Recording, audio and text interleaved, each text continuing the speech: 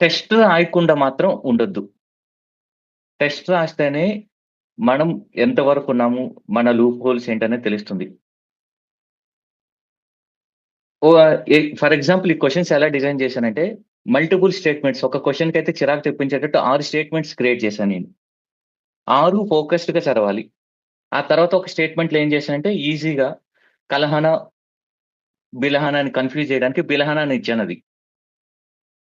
సూపర్ఫిషియల్‌గా ఆ ప్రెషర్‌లో question paper చదివినప్పుడు ఏమనుకుంటాను, బిలహ అని, కలహన అని అనుకునే ఛాన్స్ ఉంది. అలాంటి సిల్లీ మిస్టేక్స్ చేయడం వల్లే చాలా మంది 0.5, 1 మార్క్ కట్ ఆఫ్‌కి దగ్గరలో క్వాలిఫై కాకుండా పోతారు. మనం కష్టపడతాం. మనకు ఆ కంటెంట్ తెలుసు. అన్నీ తెలుసు. కానీ ఎగ్జామ్ హాల్‌లో ప్రెషర్‌ని, ఫోకస్‌ని హ్యాండిల్ చేయలేం. అలాంటివి చాలా ఈ క్వెషన్ పేపర్‌లో నేను పెట్టాను. ఫర్ ఎగ్జాంపుల్ మొత్తం స్టేట్మెంట్ అంతా కూడా కరెక్ట్‌గా అనిపించినా కూడా ఎక్కడో దగ్గర ఫ్లా ఉంటుంది. ఆ ఫ్లా ఐడెంటిఫై చేయడానికి మీరు కష్టపడాలి. ఆ కష్టపడినప్పుడే మీకు కీన్ అబ్జర్వేషన్ అనేది డెవలప్ అవుతుంది. సో, ఈ ఎగ్జామ్‌లో మీకు కంటెంట్ తెలిసిందా? తెలియలేదా? అనేది సెకండరీ. ఒక టైప్ ఆఫ్ స్కిల్స్ డెవలప్ అవుతాయి. ఆ స్కిల్స్‌ని డెవలప్ చేయడమే ఎగ్జామ్ యొక్క మెయిన్ ఇంటెన్షన్ అది.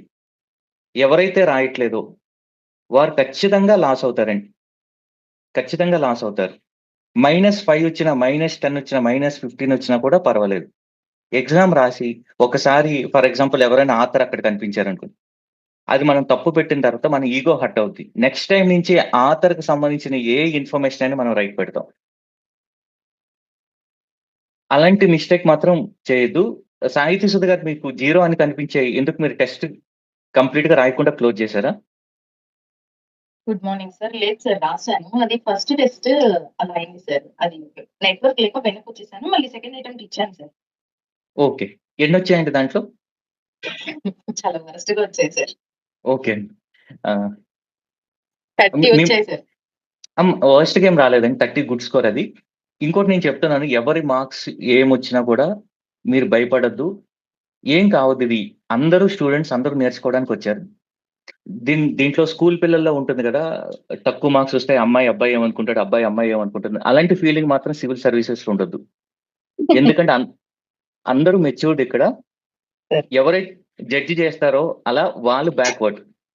వాళ్ళు ఎగ్జామ్‌కి అన్‌ఫిట్.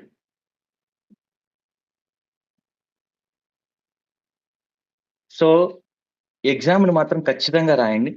క్వెషన్స్ మాత్రం నేను చాలా కష్టపడి ఒక దాంట్లో నుంచి అన్ని టాపిక్స్ కూడా కవర్ అయినట్టు. ఫర్ ఎగ్జాంపుల్ ఇలాంటి ప్యాటర్న్ ఇంకో డైనెస్టీలో అడిగితే ఎలా అడగొచ్చు? ఎంత కన్‌ఫ్యూజింగ్‌గా ఉంటాయి? అనే ఇంటెన్షన్‌తో ప్రతి క్వెషన్ కూడా తయారు చేయడం, ప్రతి స్టేట్‌మెంట్ కూడా తయారు చేయడం జరిగిందండి. ఇంకేమైనా డౌట్స్ ఉన్నాయండి దీంట్లో ఈ టెస్ట్‌లో?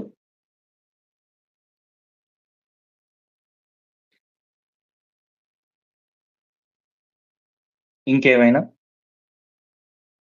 ట్రైల్ బ్లేజర్స్ మీ నేమ్ ఏంటండి?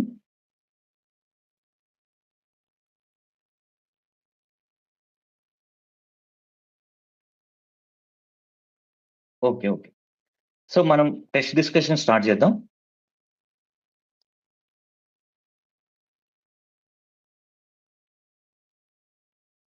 ఫస్ట్ క్వెషన్ ఎలా అనిపించిందండి మీకిది? Administrative structure of Gupta's.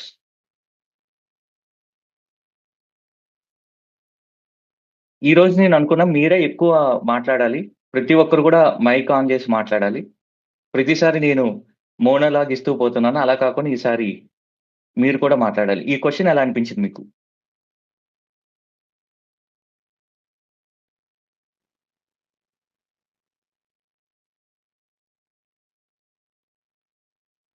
ఇది గుప్తా అడ్మినిస్ట్రేషన్ అనేది one of the important topic అండి. ఎక్కువగా మౌర్యన్ అడ్మినిస్ట్రేషన్‌ని, గుప్తా అడ్మినిస్ట్రేషన్‌ని కంపేర్ చేసి చదవాలి. ఏ అడ్మినిస్ట్రేషన్ అని కూడా మీరు చదివినప్పుడు అది మొఘల్స్ అయినా గాని ఎవరిదైనా గూడా కంపేర్ చేస్తూ ఎలా చదవాలంటే సెంట్రల్ లెవెల్‌లో ఎలా ఉంది? కింగ్ పొజిషన్ ఎలా ఉంది? కౌన్సిల్ ఆఫ్ మినిస్టర్స్ ఎలా ఉన్నారు? సేమ్ ప్రావిన్సెస్‌లో హెడ్ ఎవరు? హెడ్‌ని ఎలా అపాయింట్ చేస్తున్నారు? ఎంప్లాయీస్ ఎవరు? ఎంప్లాయీస్‌ని ఎలా అపాయింట్ చేస్తున్నారు? మెరిట్ బేస్డ్ అపాయింట్ చేస్తున్నారా? లేదా నామినేటెడా? మళ్ళా డిస్ట్రిక్ట్ లెవెల్, మళ్ళా ప్రావిన్షియల్ లెవెల్. ఇది హైరార్కికల్‌గా నేర్చుకోవడం. ఇంకొకటేంటంటే ఒక స్టేట్ గాని నడవాలంటే దానికి కావాల్సినవి మిలిటరీ అడ్మినిస్ట్రేషన్ ఎలా ఉంది? రెవెన్యూ అడ్మినిస్ట్రేషన్ ఎలా ఉంది? ఇవి నేర్చుకోవాలి. సో ఇదే టెంప్లేట్ పెట్టుకోవాలి మీకు. మెయిన్స్ ఎగ్జామ్‌లు అడిగినా కూడా ఈ టెంప్లేట్‌లోనే రాయాలి. రెవెన్యూ, మిలిటరీ, జ్యుడిషియల్ అడ్మినిస్ట్రేషన్ ఎలా ఉంది? స్టేట్ ఎలా ఉంది? ప్రావిన్సెస్ ఎలా ఉంది? డిస్ట్రిక్ట్ ఎలా ఉంది? విలేజ్ లెవెల్ ఎలా ఉంది? అక్కడ ఉన్న మెయిన్ ఆఫీసర్స్ ఎవరు? వాళ్ళని ఎలా అపాయింట్ చేస్తున్నారు? వాళ్ళకి సాలరీ ఎలా ఇస్తున్నారు? ఇలా స్ట్రక్చర్డ్‌గా చదివినప్పుడు మనకన్నీ గుర్తుంటాయి. స్ట్రక్చర్డ్‌గా చదివినప్పుడు గుర్తుంటాయి. ప్రావిన్సెస్‌ని ఏమంటారు? అవి మనకు ప్రతి డైనస్టీకి పేర్లు మారుతాయి. ఆ పేర్లు మహా అయితే మొత్తం హిస్టరీలో ఎన్ని చూసినా కూడా 10 కన్నా మించి ఉండవు. అది ఈజీగా బట్టి కొట్టొచ్చు.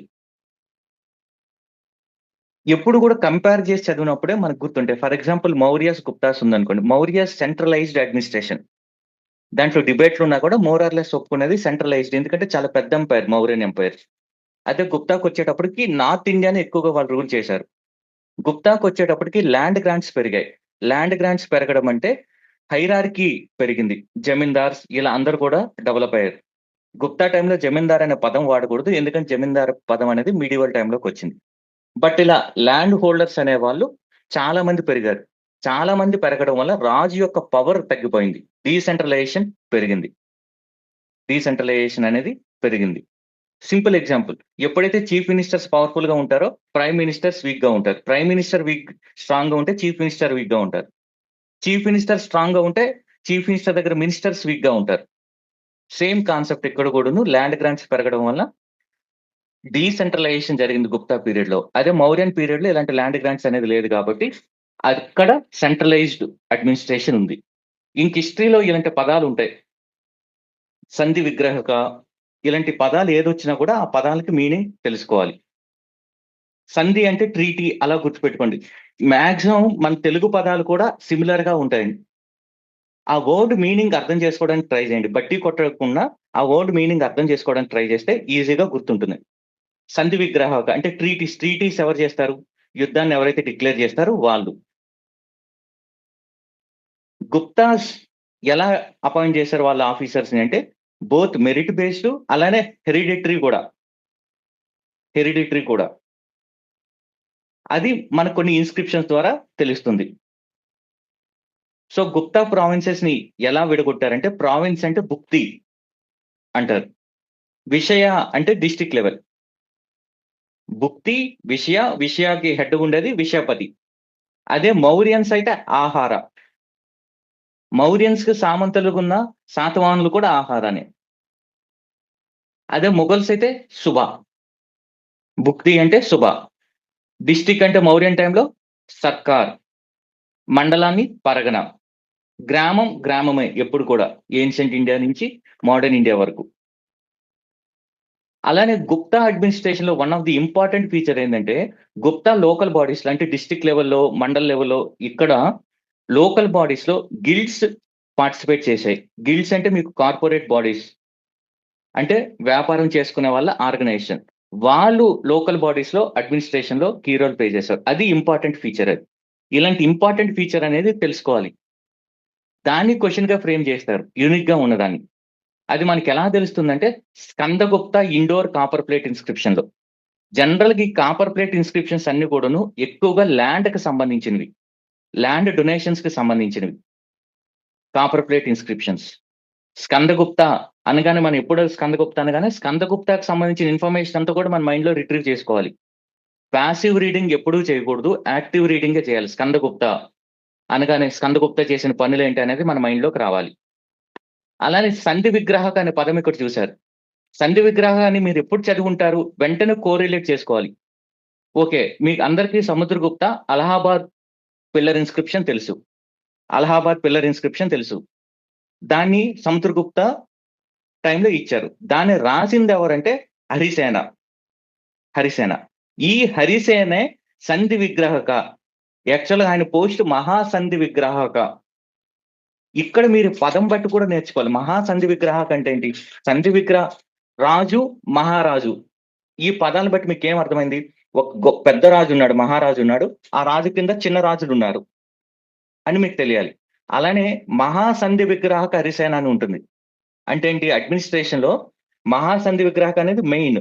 ఆయన క్రింద జూనియర్ ఆఫీసర్స్ కూడా ఉన్నారు. For example collector, joint collector. ఎలా అయితే ఉన్నారో హైరార్కీ ఉందో, గుప్తాన్ అడ్మినిస్ట్రేషన్ లో కూడా హైరార్కీ ఉంది అని క్వశ్చన్ ఇస్తే మీరు చదవకపోయి ఉండొచ్చు. But మహాసంధి విగ్రహక Harisena Allahabad pillar inscription వేశాడు అని చదివి ఉంటారు మీరు. అప్పుడు మీరు ఆలోచించి డిరైవ్ అవ్వాలి ఆన్సర్‌ని. ఇలా ఎవరైతే చేస్తారో వాళ్ళు ఈజీగా ఎగ్జామ్‌ని క్లియర్ చేస్తారు. ఎందుకంటే మనం అనంతమైన ఇన్ఫర్మేషన్ మనం నేర్చుకోలేం కాబట్టి. Land grants. ల్యాండ్ గ్రాంట్స్ అనేది ఆల్రెడీ లాస్ట్ డిస్కషన్‌లో మనం చూసాం. గుప్తా టైమ్‌లో ఎలా అయింది? హర్ష టైమ్‌లో ఎలా అయిందని. హర్ష టైమ్‌లో ఏం చేంజ్ వచ్చిందండి?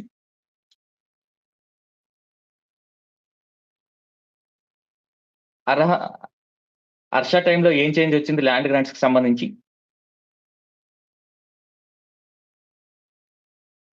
లాస్ట్ క్లాస్ విన్నవాళ్ళు.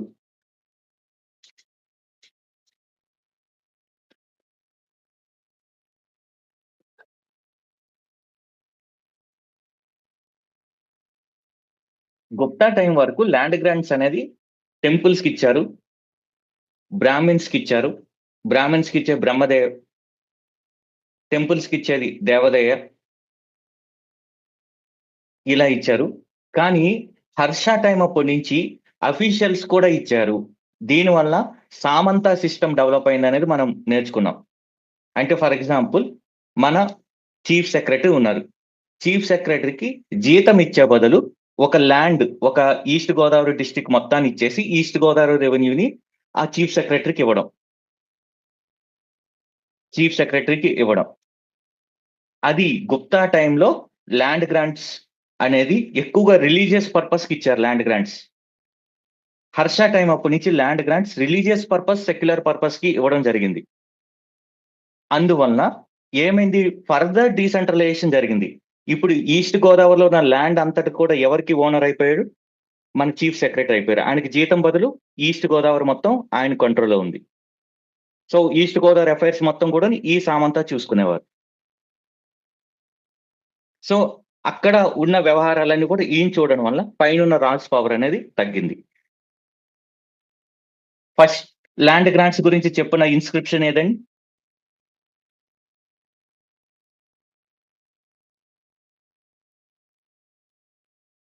ల్యాండ్ గ్రాంట్స్ గురించి చెప్పిన ఫస్ట్ ఇన్స్క్రిప్షన్.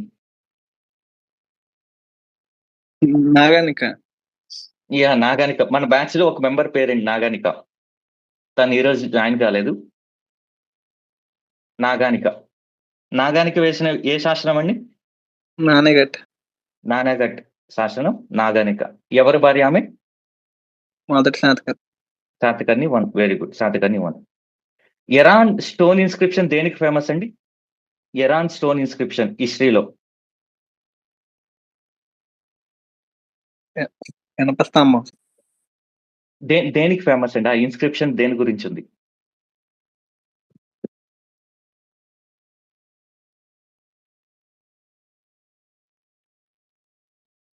ఎరాన్ ఇన్స్క్రిప్షన్ లోనే మొదటిసారి సతి గురించి చెప్పింది. సతి గురించి మొదటిసారి చెప్పిన శాసనం ఎరాన్ ఇన్స్క్రిప్షన్. ఇన్స్క్రిప్షన్ అంటే శాసనం.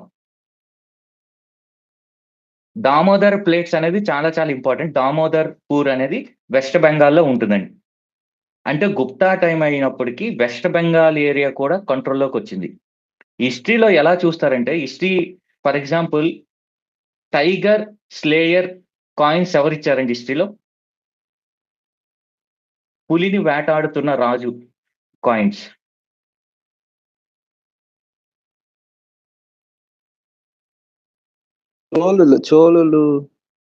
చోళుల సింబల్ టైగర్. గుడ్. అక్కడ వరకు ఆలోచించారు. Very good. సముద్రగుప్త చాలా టైప్ ఆఫ్ కాయిన్స్ ఇచ్చారు. వీణా ప్లేయర్ కాయిన్, టైగర్ ని కిల్ చేస్తున్నట్టు. ఎందుకు గుప్తా టైంలోనే టైగర్ కాయిన్స్ ఎందుకు వచ్చాయంటే ఆ టైం అప్పటికి బంగ్లాదేశ్ ప్రెసెంట్ బెంగాల్ ఈ ప్రాంతం అంతటి కూడాను రాజ్యం విస్తరించింది. సో అక్కడ వరకు ఉన్న అటవీ ప్రాంతం, ఆ ప్రాంతం అన్నిటి కూడా టైగర్స్ ఫేమస్ కాబట్టి ఆ ప్రాంతాన్ని కూడా వీళ్ళు ఆక్రమించుకున్నారని ఇండైరెక్ట్ వేలో కన్వే చేస్తున్నారు వాళ్ళు. బెంగాల్, ఆ బెంగాల్లో దొరికిన గుప్తాస్కి సంబంధించిన ఎక్కువ ఇన్ఫర్మేషన్ దామోదరపుర ప్లేట్స్ ద్వారా తెలుస్తుంది. ఇది ఎక్కువ ల్యాండ్ గ్రాంట్స్ గురించి మాట్లాడుతుంది. ల్యాండ్ గ్రాంట్స్ గురించి మాట్లాడుతుంది. దామోదర్పుర ప్లేట్స్. ఎగ్జామ్ లో మీకు సింపుల్ గా అడగొచ్చు, దామోదర్పుర ప్లేట్స్ ఇన్స్క్రిప్షన్ ఎవరి గురించి మాట్లాడుతుంది, దేని గురించి మాట్లాడుతుంది? Land grants. సో ఇలానే క్వశ్చన్ అడుగుతారు అనేది లేదండి. మనం మల్టీ డైమెన్షనల్ గా ఇన్ఫర్మేషన్ ప్రాసెస్ చేయాలి. ఆ కెపాసిటీ అనేది డెవలప్ అవ్వాలి. సంధి విగ్రహగా ఆల్రెడీ చూసాం. అలహాబాద్ పిల్లర్ ఇన్స్క్రిప్షన్ లో కోర్ట్ పోయిట్ హరిసేన, ఆయన సంధి విగ్రహ, మహాసంధి విగ్రహక ఆయన. అఫీషియల్ ని బేస్డ్ ఆన్ మెరిట్ పెట్టారు. అలానే ఇన్హెరిటెన్స్ కూడా ఉంది. ఇన్హెరిటెన్స్ ద్వారా కూడా అపాయింట్ చేశారు. అది ఇంపార్టెంట్. అది సో ఇది ఫేమస్ ఇన్స్క్రిప్షన్స్ ఏన్షియంట్ ఇండియాలో. ఎరాన్ ఇన్స్క్రిప్షన్ సతీ గురించి. ఇక్కడ మిహిర్కోల్ అనేది తప్పు. అది జోనాగర్ ఇన్స్క్రిప్షన్. జోనాగర్ ఇన్స్క్రిప్షన్ గురించి చెప్పండి, ఫేమస్ దేనికి?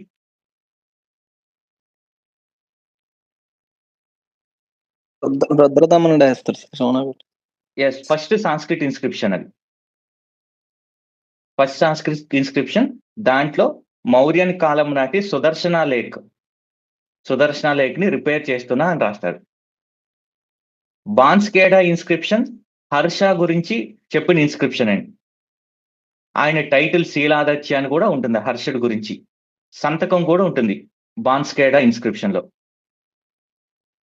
పూణే కాపర్ ప్లేట్ ఇన్స్క్రిప్షన్ అనేది ప్రభావతి గుప్తా, గుప్తులు రాణి అయిన ప్రభావతి గుప్తా మహారాష్ట్రని పాలిస్తున్న వాకాటకులు ని పెళ్లి చేసుకుంది. ఆమె ల్యాండ్ గ్రాంట్స్ ఇచ్చింది. ఆ ల్యాండ్ గ్రాంట్స్ కి సంబంధించిన ఇన్ఫర్మేషన్ అంతా కూడా పూనా కాపర్ ప్లేట్ ఇన్స్క్రిప్షన్ లో ఉంది. అది ఇంపార్టెంట్. దామోదర్ ప్లేట్ ఎలానే ఇంపార్టెంట్, పూనా కాపర్ ప్లేట్ కూడా ఇంపార్టెంట్. ఎందుకు ఇంపార్టెంట్ అంటే లేడీస్ కూడా చూడండి, ప్రాపర్టీ మీద రైట్ ఉందని. నానాగట్టి వేసింది కూడా నాగానిక లేడీ కూడా ప్రాపర్టీ మీద రైట్ ఉంది. వాళ్ళు కూడా ఇండిపెండెంట్ గా గ్రాంట్స్ ఇవ్వగలుగుతున్నారని ఇన్ఫర్మేషన్ మనకు తెలుస్తుంది. ఆతిగుంప ఇన్స్క్రిప్షన్ ఫేమస్ ఇన్స్క్రిప్షన్, కారావేల వేశాడు. ఆల్రెడీ దీని గురించి డిస్కస్ చేశాం. హాతి అంటే ఎలిఫెంట్, గుంప అంటే కేవ్ ఒరిస్సాలో. ఆ కేవ్ ముందు ఎలిఫెంట్ ఇమేజ్ ఉంటుంది. ఐహోల్ ఇన్స్క్రిప్షన్. ఐహోల్ అనేది బాదామి, ఐహోల్, పట్టడకల్ ఈ మూడు ఫేమస్ ప్లేస్. ఎవరికి సంబంధించి? బాదామి చాళుక్యులకి సంబంధించి. ఐహోల్ ని క్రాడల్ ఆఫ్ టెంపుల్స్ అంటారండి. Cradle of temples. ఐహోల్ మొత్తంలో చాలా ఎక్కువ టెంపుల్స్ ఉంటాయి. సో బెసరా స్టైల్ అనేది ఇనిషియల్ గా డెవలప్ అయిన ఎక్స్పెరిమెంట్ ల్యాబ్ లాంటిది ఐహోల్ అనేది. అక్కడ ల్యాబ్ లో ఫైన్ ట్యూన్ అయిపోయిన స్కల్ప్చర్స్ ఐహోల్ నుంచి పట్టడకల్ వెళ్ళి పట్టడకల్లో ఫైనెస్ట్ టెంపుల్స్ ని చేశారు. అందుకనే పట్టడకల్ అనేది యునెస్కో. ఇన్ జనరల్ గా వీటన్నిటిని కూడా యునెస్కో రికగ్నైజ్ అంటారు. ఐహోల్, బాదామి, పట్టడకల్. ఐహోల్, బాదామి, పట్టడకల్. ఐహోల్లో నెంబర్ ఆఫ్ టెంపుల్స్ ఎందుకు ఉంటాయంటే ముందు ఎర్లీ ఎక్స్పెరిమెంట్స్ అక్కడ జరిగి ఎప్పుడైతే వాళ్ళకి ఎక్స్పర్ట్స్ అయిపోయారో పట్టడకల్ వెళ్ళి చాలా టెంపుల్స్ ని వేశారు. అదే ఐహోల్ దేనికి ఫేమస్ అంటే ఫేమస్ ఇన్స్క్రిప్షన్ పులకేసి 2. ఈ పులకేసి 2 సకల ఉత్తర పదేశ్వరుని ఓడించారు. ఆ సకల ఉత్తర పదేశ్వరుడు ఎవరంటే హర్షుని ఓడించారు. జనరల్ గా హర్షుడు గురించి మనకి ఇన్ఫర్మేషన్ హర్ష చరిత్ర, అతని ఫ్రెండ్ బాణా రాసిన హర్ష చరిత్ర, ఇంకా యువన్ సాంగ్ చైనీస్ అతని గురించి ఎక్కువ తెలుస్తుంది. వాళ్ళిద్దరు కూడాను పులకేసి చేతులు ఓడిపోయాడని మెన్షన్ చేయలేదు. మనకు ఓడిపోయాడని ఎలా తెలుస్తుందంటే ఈ ఐహోల్ ఇన్స్క్రిప్షన్ అనేది most important inscription. Pulakeshi 2 Badami చాళుక్యులు టైంది. సో మిగతాది కూడా నీతిసార. మౌర్య పీరియడ్ లో అర్థశాస్త్ర ఎలా ఇంపార్టెంట్ అడ్మినిస్ట్రేషన్ కి సంబంధించి, గుప్తల కాలంలో కామందక నీతిసార ఇంపార్టెంట్. చంద్రగుప్త 2 టైంలోనే ఫాహ్యాన్ ఇండియాకి వచ్చాడు. చంద్రగుప్త 2 టైంలో ఫాహ్యాన్ ఇండియాకి వచ్చి ఇంట్రెస్టింగ్ ఏంటంటే ఫాహ్యాన్ చంద్రగుప్త 2 గురించి రాయలేదు. అదే యువన్ సాంగ్ అనుకోండి, హర్ష టైంకి వచ్చాడు. యువన్ సాంగ్ హర్షన్ గురించి వీరుడు, సూర్యుడు, ధీరుడు అని పొగిడాడు. హర్ష తర్వాత కాలంలో వచ్చిన వాడే ఇత్సింగ్. వీళ్ళు ముగ్గురు గురించి మీకు తెలియాలి, ఎందుకంటే డైరెక్ట్ క్వశ్చన్ వీళ్ళ గురించి వస్తుంది, చైనీస్ ట్రావెలర్స్ గురించి. శంఖలిపి అనేది గుప్తా కాలంలో ఉన్న ఒక స్క్రిప్ట్. అది శంఖం అది తెలుసు కదా మన శంఖం, ఆ శంఖమే ఈ శంఖలిపి. అలా ఉంటాయి ఆ లెటర్స్. అది గుప్తా కాలానికి చెందినది. నలంద యూనివర్సిటీ ఎవరి కాలంలో కట్టారండి? ధర్మ పాల అనేవాళ్ళు లేట్ అండి, early medieval period. Nalanda university.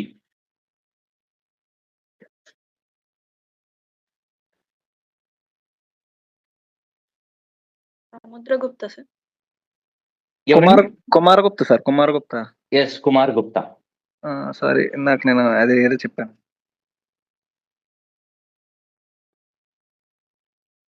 మీకు అలహాబాద్ పిల్లర్ని యాక్చువల్లీ క్లాస్ ని ఎందుకు 11:30 నుంచి 12కి మార్చారంటే ఇమేజెస్ యాడ్ చేశారు దీంట్లో. ఇది అలహాబాద్ పిల్లర్. ఇది అశోక పిల్లర్ వేశాడు. ఆ పిల్లర్ లో ఏం రాసిందో కూడా సముద్రగుప్త వాళ్ళకి తెలియదు, వాళ్ళు దానిపైన రాశారు. ఈ పిల్లర్ అశోకన్ పిల్లర్. ఈ అశోకన్ పిల్లర్ పైన సముద్రగుప్తుడు కూడా రాశారు. ఆ రాసిందే హరిసేనుడు. దీనిపైన రాసింది జహాంగీర్, షాజహాన్ కాదు, జహాంగీర్. సో ఇక్కడ ముగ్గురు రాజులకు సంబంధించింది ఇది, అశోక, సముద్రగుప్త, జహాంగీర్. ఇది అలహాబాద్ పిల్లర్. అది గుప్తా పీరియడ్ గోల్డెన్ ఏజ్. ఎందుకంటే గుప్తా పీరియడ్ లో ఆర్ట్ అండ్ ఆర్కిటెక్చర్ కానీ లిటరేచర్, ఎస్పెషల్లీ సాంస్క్రిట్ లిటరేచర్ లో డ్రామాస్ పీక్ లెవెల్ కి చేరాయి. అలానే మ్యాథమెటిక్స్ సైన్స్ లో కూడాను ఫినామినల్ గ్రోత్ చెందింది. అందువల్ల గుప్తా ఏజ్ ని గోల్డెన్ ఏజ్ అని కూడా అంటారు. ఎందుకంటే ఆర్కిటెక్చర్ లో కూడా నగర ఆర్కిటెక్చర్ అనేది గుప్తా టైంలోనే స్టార్ట్ అయింది. కేవ్ ఆర్కిటెక్చర్ కూడా పీక్ లెవెల్ కి రీచ్ అయిపోతుంది ఈ టైంకి. కేవ్ ఆర్కిటెక్చర్ మనకి మనిషి తయారు చేసిన ముందు కేవ్స్ ఏవి? మౌర్యన్ టైంలో ఉన్న కేవ్స్. ఏ కేవ్స్ అండి అవి? న్యాచురల్ కేవ్స్ కాదు, man made caves. Yes, Barabar caves. చివరికి పీక్ స్టేజ్కి ఎక్కడ చేరిందంటే ఎల్లోరాలోని Kailasanath temple 16. So Barabar caves నుంచి స్టార్ట్ అయినది. ఇంకా పీక్ ఎక్కడికి చేరిందంటే రాష్ట్రకూటుల టైంలో కృష్ణావన్ నిర్మించిన కైలాసనాథ టెంపుల్ కేవ్ 16లో ఎల్లోరాలో ఉన్నది. గుప్తా టైంలో కూడా కేవ్స్ డెవలప్ అయ్యాయి. ఇంపార్టెంట్ అబ్జర్వేషన్ ఏంటంటే గుప్తా కేవ్స్ లో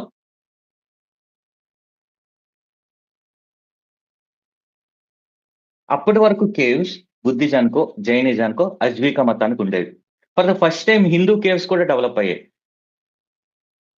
అలాంటి KV Udayagiri caves. Udayagiri caves అలానే ఉదయగిరి అనేది విదిశా జిల్లాకి దగ్గరలో ఉంటుందండి. విదిశా, సాంచీ స్తూప ఇవన్నీ కూడా దగ్గరే ఉంటాయి. అలానే అదే మధ్యప్రదేశ్లో ధార్ అనే జిల్లా ఉంటుంది ఒకటి. అందులో బాగ్ కేవ్స్ ఉంటాయి. ఈ బాగ్ కేవ్స్ అజంతా కేవ్స్ ని రెఫరెన్స్ గా పెట్టుకొని చేశారు బాగ్ కేవ్స్. ఈ బాగ్ కేవ్స్ అనేది బుద్ధిస్ట్ కేవ్స్. ఉదయగిరి కేవ్స్ అనేది హిందూ కేవ్స్.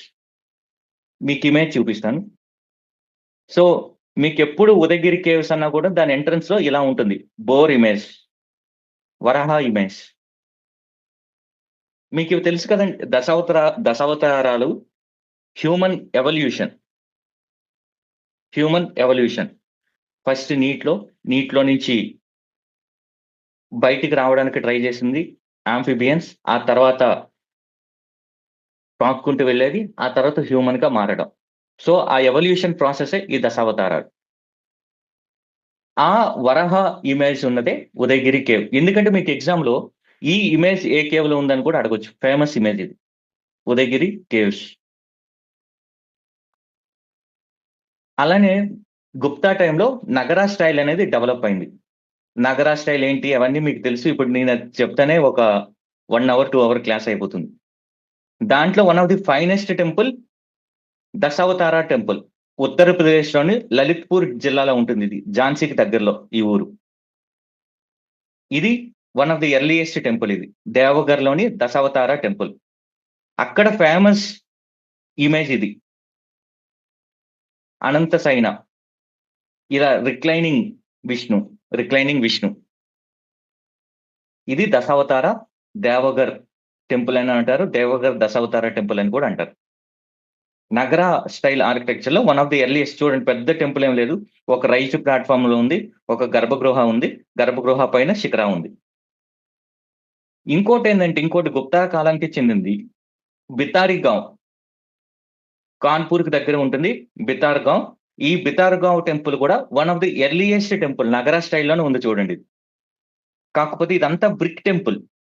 బితారగావ్ ఎందుకు ఫేమస్ అంటే ఇది ఒక బ్రిక్ టెంపుల్. దీంట్లో గాడ్ ఎవరు, మెయిన్ డైటీ ఎవరు అనేది తెలీదు. Bhitargaon brick temple. Bhitargaon brick temple గుర్తుపెట్టుకోండి, చాలా చాలా ఇంపార్టెంట్ ఇది. మనకి కొన్ని images famous. For example Didarganj Yakshi image ఎవరికి చెందిందండి? దీదర్గంజ్ యక్షి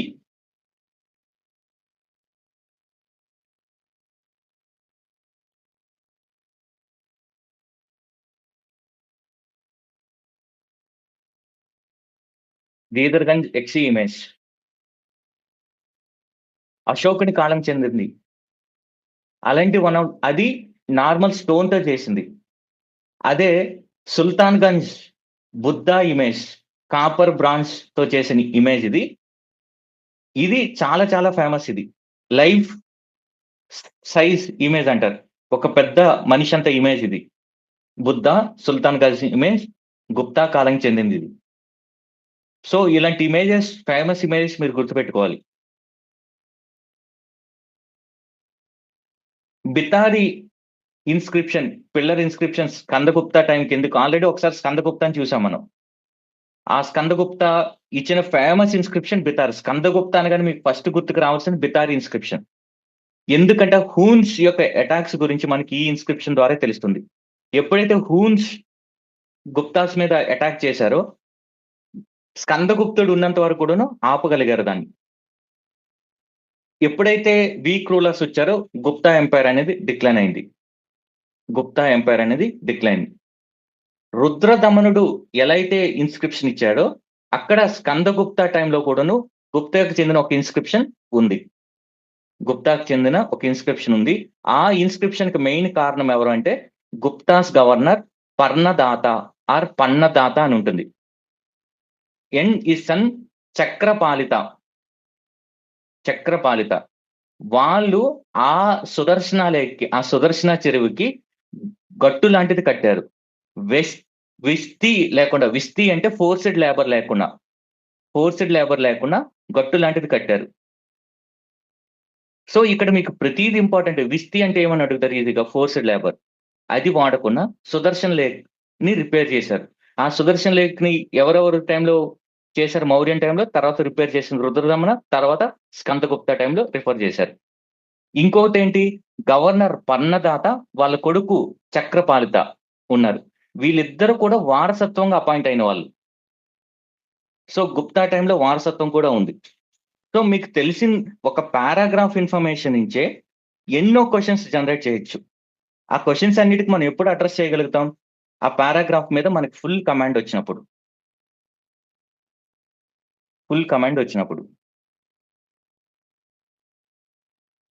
లేదంటే అంతా ఫ్రాగ్మెంటెడ్ గా చదివినట్టు అవుతుందండి.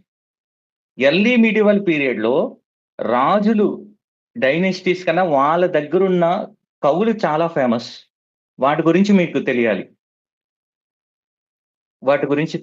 హర్షుడి కాలంలో హర్ష, బాణ, పాహ్యాన్, వీళ్ళ ముగ్గురు గురించి వాళ్ళ ముగ్గురు రాసిన ప్రతి బుక్ కూడా మీకు గుర్తుండాలండి.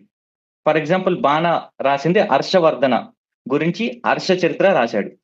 ఈ హర్ష చరిత్ర అనేది one of the earliest biography అనే రూలర్ హర్ష చరిత్ర. బుద్ధ చరిత్ర ఎవరు రాశారండి? వెరీ గుడ్, అశ్వఘోషుడు. అలానే బాణ కాదంబరి అనే బుక్ ను కూడా రాశాడు. హర్షుడు కూడా చాలా గ్రేట్. నేను ఇది పిఎన్ఆర్ అని గుర్తుపెట్టుకున్నానండి. మనం ట్రైన్ లో పిఎన్ఆర్ చూస్తాం కదా, అలా. ప్రియదర్శిని, నాగానంద, రత్నావళి, పిఎన్ఆర్. ఆ మూడు కూడా సాంస్క్రిట్ డ్రామా. అలానే హర్షుడు కన్నా తర్వాత కాలంలో ఇమీడియట్ గా వచ్చిన వాళ్ళు గొప్ప వాళ్ళు వాక్పాటి గౌడ వాహో అనే బుక్ రాశాడు. ఇందులో హర్షుడు తర్వాత భారతదేశంలోకి వచ్చిన one more important ruler Yashovarma. ఆ యశోవర్మ గౌడ రూలర్ అంటే బెంగాల్ రూలర్ ని చంపాడు. ఆ చంపడాన్ని ఇందులో రాశారు, గౌడ వహో. అలానే అదే టైంకి చెందిన మోస్ట్ ఇంపార్టెంట్ భాష ఎలా ఫేమస్, కాళిదాస్ ఎలా ఫేమస్, అలానే భవభూతి కూడా ఫేమస్. భవభూతి కూడా ఫేమస్. 3 ప్లేస్ రాశాడు ఆయన. ప్లేస్ మహావీర చరిత, మాలతీ మాధవం, ఉత్తర రామచరిత. కాళిదాస్ ఎలా అయితే మీరు గుర్తు పెట్టుకుంటారో, కాళిదాస్ ఏవిఎం, అభిజ్ఞాన శాకుంతలం, విక్రమ ఊర్వశి, ఇవి ఎలా అయితే గుర్తు పెట్టుకుంటారో ఏవిఎం అని గుర్తు పెట్టుకున్నాను.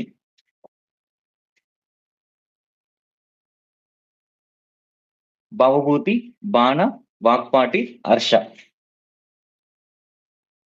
ఇవన్నీ కూడా ఎర్లీ మీడియవల్ పీరియడ్ లో మొత్తం కలిపితే ఒక 10 మంది ఫేమస్ రైటర్స్ ఉంటారండి. వాళ్ళ గురించి జస్ట్ ఒక 15 మినిట్స్ టైం స్పెండ్ చేస్తే యూపీఎస్సీలో ఈజీగా 2 మార్క్స్ వచ్చేస్తాయి. ఐహోల్ ఇన్స్క్రిప్షన్ ఎవరు రాశారనేది ఆల్రెడీ చూసాం, రవికీర్తి. ఇది జస్ట్ మిమ్మల్ని చాళుక్యులు, పల్లవులు, రాష్ట్రకూటులు ఈ 3 డైనస్టీల మధ్యన కన్ఫ్యూజ్ చేయడానికి ఇచ్చిన క్వశ్చన్ అండి ఇది. ఇచ్చిన క్వశ్చన్ ఇది. హరిసేన విరూపాక్ష టెంపుల్ పట్టడకల్లో ఉంటుందండి. ఇది కాంచీపురంలో ఉన్న టెంపుల్ చూసి కట్టిన టెంపుల్ ఇది.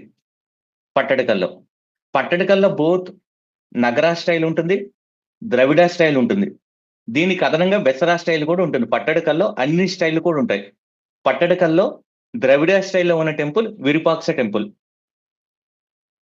ఎవరి కాలంలో కట్టారంటే విక్రమాదిత్య 2 కాలంలో కట్టారు, పులకేశి 2 కాదు. విరూపాక్ష టెంపుల్ పట్టడకల్లో ఉన్నది ద్రవిడ స్టైల్లో, ఎందుకంటే కాంచీపురంలో చూసి. ఈ పట్టడకల్లో ఉన్న విరూపాక్ష టెంపుల్ చూసి తర్వాత వచ్చిన రాష్ట్రకూటులు చెందిన కృష్ణ ఎల్లోరాలో ఫేమస్ కైలాసనాథ టెంపుల్ కట్టారు. సో కైలాసనాథ టెంపుల్ కూడా ద్రవిడియన్ స్టైల్. అది యాక్చువల్గా మహారాష్ట్రలో ఉంది, ఎల్లోరా, ఔరంగాబాద్ జిల్లాలో. అది వెసరా స్టైల్లో ఉండాలి లేదా నగర స్టైల్లో ఉండాలి. అయినా ద్రవిడ స్టైల్లో ఎందుకు ఉందండి? కాంచి, పట్టడకల్ నుంచి ఎల్లోరా, అలా ఇన్ఫ్లుయెన్స్ అనేది వెళ్ళింది. పల్లవాస్ లో మొదటి ఫేమస్ రూలర్ మహేంద్రవర్మన్. ఈ మహేంద్రవర్మన్ చాలా బుక్స్ రాశాడు. ఆ బుక్స్ గురించి కూడా క్వశ్చన్ నేను ఫ్రేమ్ చేశాను. అందులో ఒకటి మత్త విలాస ప్రహాసన. సో పల్లవులు అనగానే తమిళ్ అనుకుంటారు, కానీ ఆయన రాసింది సాంస్క్రిట్ లో. అది మీరు కేర్ఫుల్ గా చదవాలి. చిత్రకారి పులి, ఆయన గుడ్ పెయింటర్ కూడా, అందువల్ల చిత్రకారి పులి, టైగర్ లాంటి వాడు పెయింటింగ్ లో అని. అవన్నీ కూడా మహేంద్రవర్మన్కే ఉన్నవి. మహేంద్రవర్మన్కు ఉన్న టైటిల్స్. ఇదే పట్టడకల్లోని విరూపాక్ష టెంపుల్.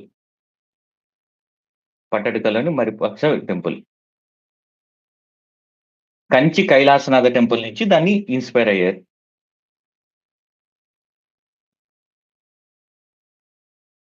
సేమ్ పల్లవుల గురించే, పల్లవుల ఆర్కిటెక్చర్ గురించి. పల్లవులు ఆర్కిటెక్చర్ మీకు తెలియాలంటే ఫస్ట్ కేవ్ టెంపుల్ స్టార్ట్ అయ్యి. For example Mandagapattu cave temple. Mandagapattu cave మీకు చూపిస్తాను. ఇదిగోండి, సింపుల్ గా ఒక పెద్ద కొండని తొలిచేసి దాంట్లో ఇలా ఒక పిల్లర్ పెట్టడం, ముందు ఎంట్రన్స్ లో డెమిగాడ్స్ పెట్టడం, లోపల ఒక చిన్న గర్భగుడి లాంటిది పెట్టడం. ఇది ఎర్లియెస్ట్. ఇది మండకపట్టు, పల్లవరం, ఇవన్నీ కూడా కేవ్స్ అన్ని కూడా మహేంద్రవర్మన్ టైంలో స్టార్ట్ అయ్యాయి. తర్వాత రథా స్టార్ట్ అయ్యాయి. అంటే ఒక పెద్ద రాయిని రథా షేప్ లో, ఒక టెంపుల్ షేప్ లో మార్చడం. అది మహాబలిపురంలో స్టార్ట్ అయింది. నరసింహవరం 1 టైంలో. మహామల్ల నరసింహవర్మన్ 1. మహామల్ల పేరు మీద మహాబలిపురం అనేది వచ్చింది. దానికి ఇంకా మన కళాకారులు ఎక్స్పర్ట్ అయ్యి ఒక first free standing temple start చేశారు. అదే నరసింహవర్మ 2 టైంలో వచ్చిన షోర్ టెంపుల్, మహాబలిపురంలో ఉన్న షోర్ టెంపుల్. సో మహేంద్రవర్మ దగ్గర ఇలా కేవ్స్ ఉన్నాయి. నరసింహవర్మ 1 దగ్గరకు వచ్చేటప్పుడు రథాస్ వచ్చాయి. రథాస్ నుంచి తర్వాత నరసింహవర్మ 2 రాజసింహ అంటారు. ఆ రాజసింహ వచ్చేటప్పటికి ఒక ఫ్రీ స్టాండింగ్ టెంపుల్ అనేది వచ్చింది. అదే షోర్ టెంపుల్. ఆ తర్వాత మెల్లగా ద్రవిడియన్ ఆర్కిటెక్చర్ అనేది స్టార్ట్ అయింది. తర్వాత దాన్ని రీఫైన్ చేసుకుంటూ వెళ్ళారు. కాంచీపురంలో వైకుంఠ పెరుమాళ్ టెంపుల్, ఇవన్నీ కూడా నందివర్మ టైంలో. సో అలా ద్రవిడియన్ స్టైల్ అనేది ఎమర్జ్ అయింది. అది మీకు ఆ ఎవల్యూషన్ చెప్పడం కోసం అనేది ఇచ్చింది ఈ క్వశ్చన్. అలానే పల్లవుల టైంలో మంచి స్కాలర్స్ కూడా ఉన్నారు. భారవి, దండిన్. భారవి అనగానే కిరాతార్జునీయం, దండిన్ దశకుమార చరిత. ఈ 2 మోస్ట్ ఇంపార్టెంట్ సాంస్క్రిట్ వర్క్స్. ఈ 2 కూడా భారవి, దండిన్, ఆ తెలుగులో దండి అంటారు. మహాబలిపురంలో కేవ్స్ కూడా ఉన్నాయి. For example Mahishasura Mardini cave, అంటే ఆ కేవ్ ఎంట్రన్స్ లో మహిషాసుర మర్దిని అంటే దుర్గాదేవి, మహిషాసురుడు అనే రాక్షసుని చంపుతున్నట్టు ఇమేజ్ ఉంటుంది. ఇది మహాబలిపురంలో మీకు ఎంట్రన్స్ లో ఒక బ్యూటిఫుల్ ఆర్ట్ గ్యాలరీ లాంటిది. ఇది డిసెంట్ ఆఫ్ గంగా అంటారు. ఇక్కడ భగీరథుడు తపస్సు చేస్తుండగా గంగాదేవి వచ్చి వరం ఇస్తుంది అనేది, ఈ తపస్సు చేస్తున్నట్టు. దీన్ని అర్జున పెనెన్స్ అంటారు. Arjuna penance or descent of Ganga. Arjuna penance actually ఇక్కడ తపస్సు చేసింది అర్జునుడు అని చెప్తారు. Arjuna penance or descent of Ganga. Ghatika అంటే హిందూ ధర్మశాస్త్రాల్ని వాటిని బోధించే ఒక స్కూల్, రిలీజియస్ స్కూల్ అది. అదే ముస్లింలకైతే మదర్సా. కాంచీపురంలో ఫేమస్ ఘటిక ఉండేది, మహాబలిపురంలో కాదు. తమిళ భక్తి మూమెంట్ అనేది ఆల్వార్స్, నాయనార్స్ మీకు గురించి తెలియాలి. ఆల్వార్స్ 12 మంది వైష్ణవ భక్తి సైన్స్, నాయనార్స్ అనేవారు శైవ భక్తి. వాళ్ళు రాసిన లిటరేచర్ అనేది కూడా తెలియాలి. అందులో ఇంపార్టెంట్ ఏంది, ఆల్వార్స్, నాయనార్స్ లో అన్ని క్యాస్ట్ల వాళ్ళు ఉండేవారు, ఈవెన్ లేడీ కూడా ఉండేవారు. కరికాల్ అమ్మన్ శైవ భక్తి నాయనార్కి చెందిన ఆమె. ఆండాల్, ఆల్వార్ 12 మందిలో ఒకరు ఆండాల్. అందుకని తమిళనాడులో చాలా ఫేమస్ పేరు ఇది, ఆండాల్.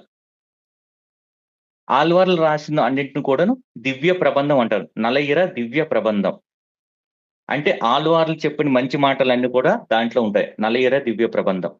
దాన్ని కలెక్ట్ చేసింది, ఆ మంచి వాటన్నింటిని కలెక్ట్ చేసింది ఎవరంటే నాదముని. తేవారం అనేది శైవ భక్తికి సంబంధించింది, ఆల్వార్లు అనేది వైష్ణవ భక్తి చెందిన వాళ్ళు. కాబట్టి తేవరం అనేది నాయన్మార్స్ చెందినది. నాయన్మార్స్ ఆర్ నాయనర్స్ ఏదైనా ఒకటే. నాయన్మార్స్ లో ఫేమస్ అప్పర్, సంబందర్, సుందరార్. మీరు ఏదైనా తమిళ గుడికి వెళ్ళినప్పుడు వీళ్ళ ఇమేజెస్ కూడా ఉంటాయి. వీళ్ళని కూడా దేవుళ్ళ పూజిస్తారు.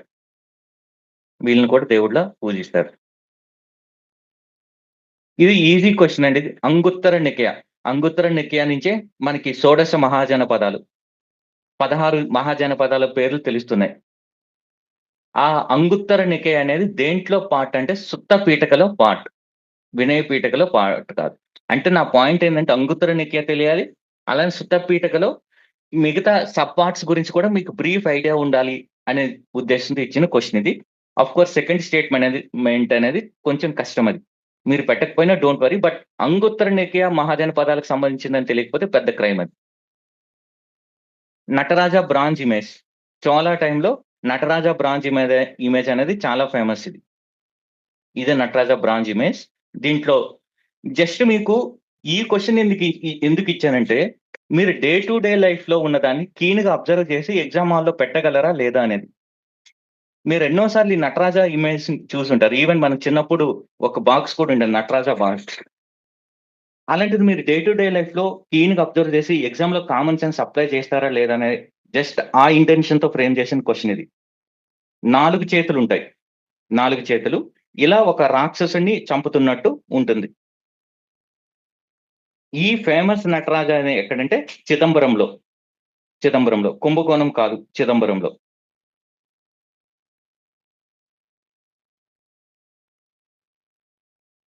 సో ఆనంద తాండవం అనేది 10 ఆర్మ్స్, ఆనంద తాండవం అనే పోజ్ లో ఉంటుంది. 10 ఆర్మ్స్ కాదు, 4 ఆర్మ్సే ఉంటాయి. చిదంబరంలో ఉంటుంది.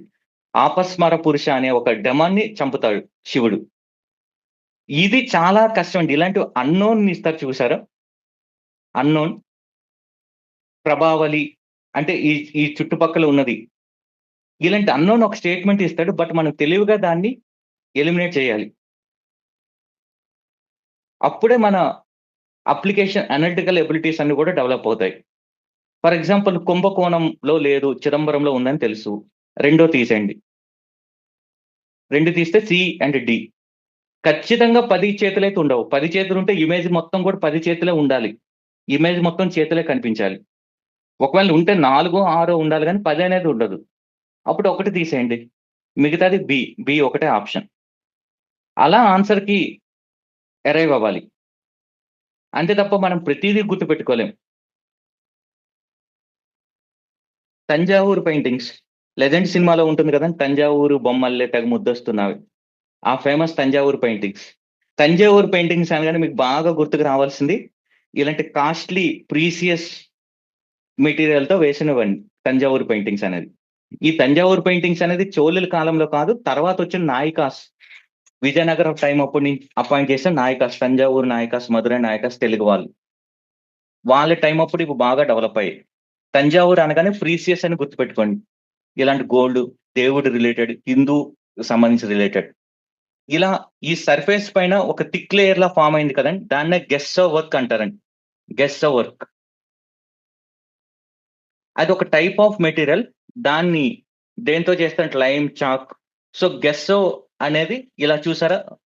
పైన ఒక సర్ఫేస్ లేయర్ లా ఫార్మ్ అయింది. అది గెస్సో వర్క్ అది. చోళా కాలంలో కాదు, నాయకస్ తర్వాత వచ్చిన మరాఠా పీరియడ్‌లో హిందూ దేవతలు ఆల్రెడీ మీరు ఆ ఇమేజ్ చూసారు. లెస్ ఎక్స్‌పెన్సివ్ అని ఇచ్చాను చూడండి కావాలని మీకు. ఇది ఒక్కొక్క పెయింటింగ్‌కొచ్చేటప్పటికి ఒక్కొక్క యూనిక్ స్టైల్ ఉంటుందండి. ఆ యూనిక్ స్టైల్ నుంచే క్వెషన్ ఫ్రేమ్ చేస్తాడు. మీరు దాని గురించి చదవాలి. మీ ఐస్ అనేది ఈసారి నుంచి ఆర్ట్ అండ్ కల్చర్ వచ్చేటప్పుడు ఆ యూనిక్‌నెస్ ఏముంది? దానిపైన వెళ్ళాలి. అలానే అది ఏ టైప్ ఆఫ్ పెయింటింగ్? ఇది స్క్రాల్ పెయింటింగ్స్ అంటే మీరు చూసారా? ఏదైనా ఒక పేపర్ మీద గాని, సారీ మీద కొనేసి ఇలా ఓపెన్ చేస్తూ ఉంటారు. స్క్రాల్ చేస్తూ ఉంటారు. అది స్క్రాల్ పెయింటింగ్స్ అంటారు. ఇది స్క్రాల్ పెయింటింగ్స్ కాదు. Panel paintings. వుడెన్ ప్లాంక్స్ మీద అలా వేస్తారు. ఒక సర్ఫేస్ మీద వేసే పెయింటింగ్స్ ఇవి. సో, అది ఏ టైప్ ఆఫ్ పెయింటింగ్ అనేది మీకు తెలియాలి. మనం పక్కాగా ఇన్ఫర్మేషన్ చదివి, ఆ ఇన్ఫర్మేషన్ గుర్తుపెట్టుకునేటప్పుడు ఏ టైప్ ఆఫ్ పెయింటింగ్, ఏ మెటీరియల్ వాడారు, ఏ పర్పస్ కోసం ఉంది, ఏ రిలీజియసా? సెక్యులరా? దేనికోసం వాడారు? ఇవన్నీ తెలియాలి. Scroll paintings different type of scroll paintings ఇక్కడ ఇచ్చాను నేను. ఫర్ ఎగ్జాంపుల్ చెరియాల్ తెలంగాణలో ఉన్న పెయింటింగ్స్ లాంగ్ క్లోత్ మీద ఏసేది చెరియాల్. పట్ట చిత్ర అనేది ఒడిస్సా, బెంగాల్‌లో ఉండేది. పట్ట అంటే క్లోత్ అండి. క్లోత్ మీద ఏసే పెయింటింగ్. పహాడ్ పెయింటింగ్స్. పహాడ్ అంటే కొండలు వీటిని. కలంకారీ. ఆంధ్రాలో మచిలీపట్నంలో కలంకారీ ఫేమస్. అలానే శ్రీకాళహస్తిలో కలంకారీ ఫేమస్. ఆ బోర్డర్ పైన డిజైన్‌లు వేసి ఉంటుంది. అది కలంకారీ. నేను ఇమేజ్ చూపిస్తే మీకు క్లియర్‌గా అర్థమయ్యేది. చోళా అనగానే లోకల్ బాడీ అడ్మినిస్ట్రేషన్. ఆ లోకల్ బాడీ అడ్మినిస్ట్రేషన్ గురించి మొత్తం డీటెయిల్‌గా ఈ క్వెషన్‌లో ఇచ్చానది. ఒకసారి చూస్తే మీకు తెలిసిపోతది. ఈజీ క్వెషన్ ఇది. అందులో ఉత్తర మేరూర్ ఇన్స్క్రిప్షన్‌లో ఈ చోళాస్ లోకల్ బాడీస్ గురించి తెలుస్తుంది. ఆ ఉత్తర మేరూర్ ఇన్స్క్రిప్షన్‌లో సభ గురించి చెప్తుంది. సభ అంటే ఏంటంటే ఒక బ్రహ్మదేయ అంటే బ్రాహ్మణులకిచ్చిన విలేజ్. అక్కడ లోకల్ బాడీస్ గురించి చెప్తుంది. హిస్టారియన్స్ ఏమంటారంటే మిగతా ఊరు అంటే కామన్ మ్యాన్ ఉండేది. ఊర్ అంటే కామన్ మ్యాన్ ఉండేది. General village assembly. నగరము అంటే నగరం. అంటే ట్రేడింగ్ ఈ సెకండరీ ఎకనామిక్ యాక్టివిటీస్ చేసేవాళ్ళు ఉండేది. సో, ఈ ఉత్తర మేరూర్ ఇన్స్క్రిప్షన్ అనేది సభ గురించి చెప్తుంది. అంటే బ్రహ్మదేయ విలేజ్‌లో ఉన్న లోకల్ బాడీస్ గురించి చెప్తుంది. అది కంప్లీట్‌గా ఎలక్షన్ కాదు. కుడవోలై సిస్టమ్ అంటారు. అంటే కుండలో పేర్లు పెట్టేసి, ఆ పేరుని ఒక చిన్న పిల్లాడిని పిలిచి, ఒక శివుడి గుడి దగ్గర తీస్తారు. ఎవరి పేరొస్తుందో వాళ్ళు ఎలక్ట్ అయినట్టు. ఎవరు కంటెస్ట్ చేయొచ్చు, ఎవరు కంటెస్ట్ చేయకూడదు అనేవన్నీ కూడా ఉంటుందండి. ఈ ఇన్స్క్రిప్షన్ ఇచ్చింది పరాంతక చోళ. ఉత్తర మేరూర్ ఇన్స్క్రిప్షన్ ఇచ్చింది పరాంతక చోళ. క్వాలిఫికేషన్స్ అండి. ఫర్ ఎగ్జాంపుల్ చూడండి. ఇప్పుడు మనం ప్రెసిడెంట్‌గా కంటెస్ట్ చేయాలంటే ఏజ్ ఉంటుంది కదా! 35 ఇయర్స్. 35 ఇయర్స్. ల్యాండ్ ఉండుండాలి. ఏదైనా వేదం పైనున్న కామెంటరీ పైన గాని నాలెడ్జ్ ఉండాలి. ఎలాంటి తప్పులు చేయకూడదు. సిన్స్ గాని, బ్రైబరీ గాని, ఇన్సెస్ట్ గాని. అలానే ఒకసారి ఎలక్ట్ అయిన తర్వాత కూలింగ్ ఆఫ్ పీరియడ్ ఉంటుంది. టిపికల్‌గా చూడండి. ఇది ఇండైరెక్ట్‌గా డిస్క్రిమినేట్. ఎందుకంటే అప్పట్లో ఎడ్యుకేషన్ ఒక సెక్షన్‌కే కన్‌ఫైన్ అయింది. వాళ్ళే వేదాలు చదువుతారు. వాళ్ళే భాష్యం చెప్పగలుగుతారు. అంటే ఇది కంప్లీట్‌గా డెమోక్రటిక్ కాదు. కొన్ని అన్‌డెమోక్రటిక్ ఫీచర్స్ కూడా ఉన్నాయి. ఈ క్వాలిఫికేషన్స్ వల్ల భూమి కొన్ని కమ్యూనిటీస్‌కే ఉన్నాయి. వేరే కమ్యూనిటీస్‌కి లేదు. సో, వాళ్ళు కంటెస్ట్ చేయలేరు. ఆఫ్‌కోర్స్ ఇది ఆ కాలంలోని ఇలాంటి ఒక సిస్టమ్ ఉండటం అనేది చాలా గ్రేట్. బట్ మీరు దానికి మించి ఒక స్టెప్ చదవాలి. అప్పుడే క్వెషన్స్ మీరు సాల్వ్ చేయగలుగుతారు. ఇది అమరావతి, గాంధార, మధుర స్కూల్స్. కంప్లీట్ డిఫరెన్స్ తెలియడం కోసమని నేను ఇచ్చిన క్వశ్చన్ ఇది. కంప్లీట్ గా అమరావతి అనగానే మనకి ఒక వైట్ మార్బల్ లేకపోతే ఆ వైట్ దానిపైన. అమరావతి అనేది మోర్ అబౌట్ నరేటివ్ స్కూల్ అండి. నరేటివ్ అంటే ఒక పెయింటింగ్, ఒక స్కల్ప్చర్ లో ఒక స్టోరీని చెప్తారు, అది నరేటివ్. అమరావతి మన తెలుగు సినిమాలు చూడండి, తెలుగు సినిమాలు చూస్తే ఒక సీన్ లోనే ఒక 10-15 మంది ఉంటారండి. ఇంగ్లీష్ సినిమాలో చూడండి, ఇంగ్లీష్ సినిమాలో ఒక సీన్ లో ఒకరో ఇద్దరో కనిపిస్తారు. అదే మన తెలుగు సినిమాలో అనుకుంటే పెద్ద గ్యాంగ్. అదే బోయపాటి సినిమాలో అయితే ఒక పెద్ద గ్యాంగ్ ఉండి ఆ గ్యాంగ్ మాత్రం ఒక అటాక్ లో చనిపోతారు. ఇవన్నీ ఏం చెప్తుందంటే ఆ వచ్చిన డైరెక్టర్స్ అనేవారు ఒక డెల్టా రీజన్స్ నుంచి వచ్చి వాళ్ళు ఒక జాయింట్ ఫ్యామిలీ, ఒక ప్రాస్పరస్ ఫ్యామిలీస్ ఉన్న సొసైటీ నుంచి వచ్చిన వారు కాబట్టి దాన్ని రిఫ్లెక్ట్ చేస్తున్నారు. సేమ్ అమరావతి కూడాను ఎక్కడ గుంటూరు కృష్ణానది ఒడ్డున ఉన్నది, ఇక్కడ ఉంది కాబట్టి ఇక్కడ ఎక్కువ నరేటివ్, ఎమోషన్, రొమాంటిక్ ఇలాంటివన్నీ ఉంటాయి అమరావతి దాంట్లో. వైట్ మార్బల్ దాంట్లో ఉంటాయి. అదే గాంధార అనేది గ్రీక్ గాడ్ల బుద్ధుడిని డిజైన్ చేస్తారు. మధుర అనేది ఓన్లీ బుద్ధిజమే కాదు, బుద్ధిజంతో పాటు హిందూయిజం ఇవన్నీ కూడా ఉంటాయి. అక్కడ మేజర్ గా ఇమేజ్, ఒకటే ఇమేజ్ కి ప్రాధాన్యత ఇస్తారు. అమరావతిలో మొత్తం నరేట్ చేస్తుంటారు స్టోరీని. మధురలో రెడ్ శాండ్ స్టోన్ వాడతారు, అక్కడ గాంధారాలో వేరే బ్లూ శాండ్ స్టోన్ వాడతారు. సో ఈ డిఫరెన్స్ అనేది కూడా తెలియాలి మనకు. గాంధారాలో బుద్ధుడిని గ్రీక్, రోమన్ నుంచి ఇన్ఫ్లుయెన్స్ అయ్యారు కాబట్టి అక్కడ గ్రీక్ వీరుడు ఎలా ఉంటాడు, మంచి కండలతో, హైట్, ఒక అందంగా ఉన్నట్టు ఉంటాడు. సేమ్ బుద్ధుని కూడా అలానే చూపిస్తారు. అదే మధురకు వచ్చేటప్పుడు రియలిజం ఉంటుంది. రియలిజం అంటే ఏంటి, మనిషి ఎలా ఉంటాడు, పొట్ట, బట్ట, పొట్టి ఇవన్నీ కూడా ఉంటాయి. సో ఇమేజ్ అలా ఉంటుంది. బట్ ఓవర్ ద పీరియడ్ మధుర వాళ్ళు కూడా గాంధార నుంచి ఇన్స్పైర్ అయ్యి ఇమేజ్ అనేది రియాలిటీకి దగ్గరగా ఉండకూడదని గాడ్ని కూడా అలానే చూపిస్తారు, కండలు ఉన్నట్టు ఇవన్నీ కూడా. సో ఈ డిఫరెన్స్ అనేది మీకు క్లియర్ గా తెలియాలి. దానికోసమనే కంప్లీట్ నాలెడ్జ్ టెస్ట్ చేయడానికి ఇచ్చిన క్వశ్చన్ అది. ఇది కూడా అంతే. లిటరరీ వర్క్ స్కాలర్స్, గుప్తా టైంలో ఉన్న మోస్ట్ ఇంపార్టెంట్ స్కాలర్స్ పైన ఫ్రేమ్ చేసిన క్వశ్చన్ ఇది. వీటన్నిటిలో కూడా కాతంత్ర వ్యాకరణం ఎవరు రాశారండి? కాతంత్ర వ్యాకరణం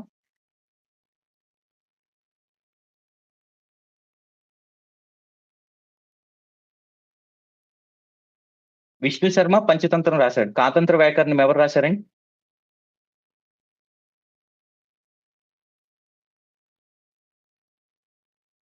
సర్వవర్మ. ఇది ఎందుకు రాశాడు కాతంత్ర వ్యాకరణం అంటే, అప్పుడు కుంతలు శాతకర్ణి అనే ఒక శాతకర్ణి రాజు ఒక పెళ్లి చేసుకుంటాడు. ఆ రాణి గారికి సాంస్క్రిట్ వచ్చి, ఈయనకి రాదు.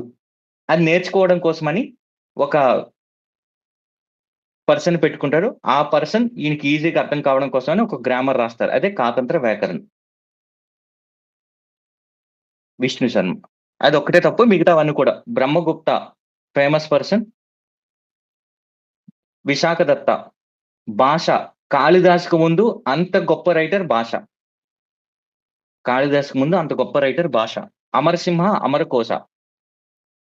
వరరుచి ప్రాకృత ప్రకాశక. గుప్తా టైంలో సాంస్క్రిటే కాదు ప్రాకృతం కూడా ఉంది.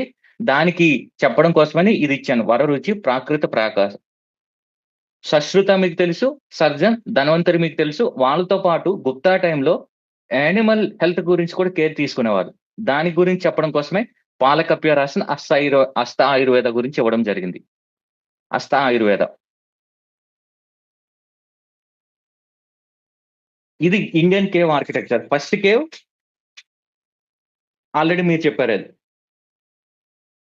ఆ కేవ్ లో, ఆ కొండలో ఉన్నది బారాబారా కొండలో ఉన్నది నాగార్జున హిల్స్ అంట. 2 కొండలు దగ్గర దగ్గర ఉంటాయి బీహార్ లో. అందులో ఒక చాలా కేవ్స్ ఉంటాయి. ఆ కేవ్స్ లో famous cave Lomas Rishi cave. Lomas Rishi cave, దాని ఎంట్రన్స్ చూడండి ఇలా ఉందని, ఒక ఆర్క్ షేప్ లో ఉంది లోమస్ రిషి కేవ్. ఇది చైత్య. చైత్య అంటే బుద్ధిస్టులో టెంపుల్ లాంటిది. దీని నుంచే తర్వాత ఈవెన్ మన ఆంధ్రప్రదేశ్ లోని ఏలూరు జిల్లాలో ఇంతకు ముందు వెస్ట్ గోదావరి డిస్టిక్ లో ఉన్న జీలకర్రగూడెం ఆర్ గుంటుపల్లి కేవ్స్ కూడా ఇలానే ఉంటాయి చూడండి కేవ్స్. ఇది కూడా సేమ్ అలానే లోమస్ రిషి కేవ్ లానే ఉంది. అంటే అక్కడి నుంచి ఇక్కడికి ఎవరైనా స్కల్ప్టర్ వచ్చి ఉండొచ్చు. లేదా ఇక్కడ వెళ్ళిన వాళ్ళు అక్కడ చూసి దాన్ని ఇన్స్పైర్ అయ్యి ఇక్కడ మన దగ్గర ఇలా చేసి ఉండొచ్చు. గుంటుపల్లి కేవ్స్ అది తెలంగాణలో కాదు, ఆంధ్రలో ఏలూరు జిల్లాలో ఉన్నాయి. జీలకర్రగూడెం దగ్గర ఉన్న గుంటుపల్లి కేవ్స్. బాదామి కేవ్స్ కూడా ఫేమస్. ఈ బాదామి కేవ్స్ అనేది బాదామి చాళుక్యుల కాలంలో కట్టారు వీటిని. ఇది ఈ కొండలో ఉన్న కేవ్స్ ఇవి. ఈ కేవ్స్ అనేవి హిందూ కేవ్స్. హిందూ అంటే వైష్ణవిజం, శైవిజం, అలానే జైన్ కేవ్స్, బుద్ధిజం కేవ్స్ అనేది లేదు. ఎందుకంటే బాదామి చాళుక్య టైం వచ్చేటప్పటికి బుద్ధిజం అనేది డిక్లైన్ అవుతూ వచ్చింది. ఎందుకంటే పులికేసి టైంకి హర్షుడు పాలిస్తున్నాడు. హర్షుడి దగ్గర యువన్ సాంగ్ ఉన్నాడు. ఆ యువన్ సాంగ్ గురించి కూడా చెప్పాడు బుద్ధిజం అనేది డిక్లైన్ అవుతుందని. సో ఆ కేవ్స్ లో ఉన్న ఫేమస్ ఇవి: శివుడు image, Varaha image, Tirthankara image Buddhist cave లో. Sorry Jain Tirthankara cave, Buddhist cave అనేది లేదు. ఇది గుంటుపల్లి కేవ్స్. కైలాసనాథ టెంపుల్ రాష్ట్రకూటులు కట్టిన టెంపుల్ ఇది. రాష్ట్రకూటులు కాలంలో కృష్ణవన్ టైంలో కట్టిన మోనోలిథిక్ టెంపుల్ ఇది.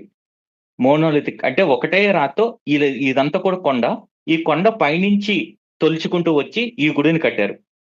ఇది ద్రవిడియన్ స్టైల్ చూడండి. ఇది గోపురం, ఇది గర్భగుడి, ఇది విమానం, ఇది మందిరం, ఈ పిల్లర్స్, ఇవన్నీ కూడాను కేవ్స్. ఇది ఈ కేవ్స్ లోపల ఇమేజెస్ ఉంటాయి. అందుకనే ఎల్లోరా బొమ్మలు పొగుడతారు కదా, ఆ ఇమేజెస్ అవన్నీ కూడా ఇక్కడే ఉంటాయి.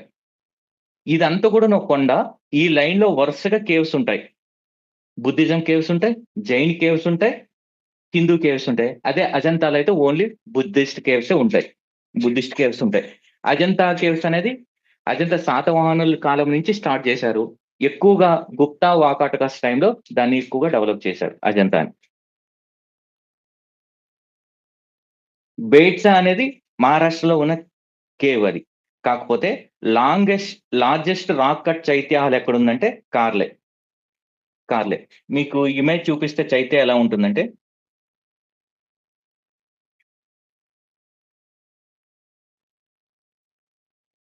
ఇది స్తూప అనుకోండి. స్తూప ఉందంటే హీనయానం. అదే బుద్ధుడి ఇమేజ్ ఉందనుకోండి మహాయానం.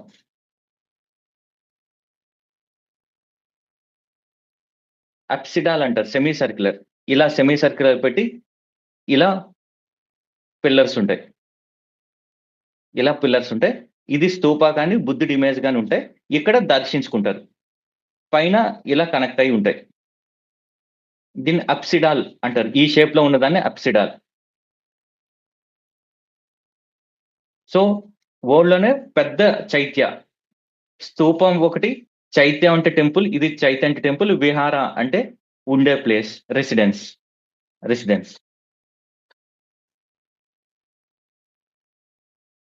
బేట్సా హ్యాస్ ద లార్జెస్ట్ చైత్య. కాదు, కార్లే లార్జెస్ట్ చైత్య హాల్. ఇదే కార్లే చైత్య. చూసారా పిల్లర్స్, పైన అప్సిడల్ రూఫ్, స్తూప. అంటే ఇది దేనికి సంబంధించిందండి? ఈనయానానికి సంబంధించింది. బుద్ధిస్ట్ స్తూప క్రొనలాజికల్ ఆర్డర్లు ఎందుకు అడిగానంటే, సాంచి స్తూప అన్నిటికన్నా పాతది అనుకుంటారు. సాంచి స్తూప అశోక్ టైంలో వచ్చింది. సాంచి స్తూప కన్నా కూడా పాత ఉన్నాయి. ఫర్ ఎగ్జాంపుల్ పిప్రహావా, ఈ నేపాల్ బోర్డర్ లో ఉంటుంది పిప్రహావా స్తూప. అలానే బర్హుత్ స్తూప సాంచి స్తూప కన్నా ముందుంది బర్హుత్ స్తూప. గుప్తా టైంకి వచ్చేటప్పుడు బుద్ధిజం అంతమైపోయింది అన్నట్టు అనుకుంటారు, కానీ కాదు. దామిక్ స్తూప ముందు ఉంటుంది. దామిక్ స్తూప, బట్ దాన్ని డెవలప్ చేసింది గుప్తా టైంలో. దామిక్ స్తూప అనేది కొంచెం డిఫరెంట్ గా ఉంటుంది. దామిక్ స్తూప సారనాథ్ లో దామిక్ స్తూప. ఎక్కడైతే బుద్ధుడు టీచింగ్ చెప్పారో అక్కడ ఉన్నది సారనాథ్ దామిక్ స్తూప. స్తూప గురించి ఇచ్చిన క్వశ్చన్ ఇది.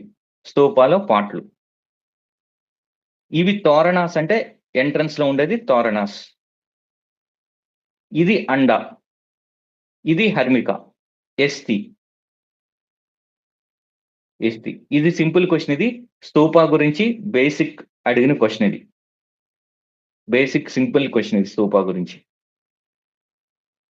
శైవిజంలో డిఫరెంట్ సెక్ట్స్ గురించి అడిగిన క్వశ్చన్ ఇది. ఎందుకంటే మీకు హీనయానం, మహాయానం, శ్వేతాంబర, దిగంబర అలా ఎలానో శైవిజం గురించి కూడా డిఫరెంట్ సెక్ట్స్ తెలియాలి. కాపాలిక సెక్ట్.